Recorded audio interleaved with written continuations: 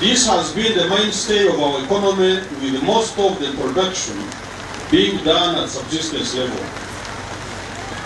Our goal is to transform this into commercial agriculture.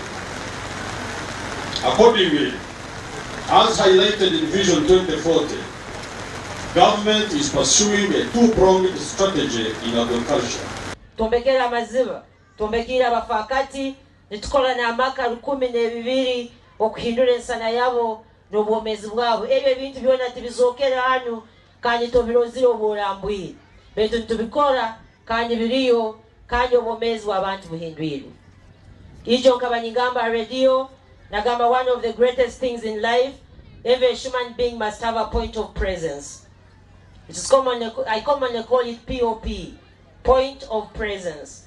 After you are gone, people should say, there's a footprint of so and so in this place.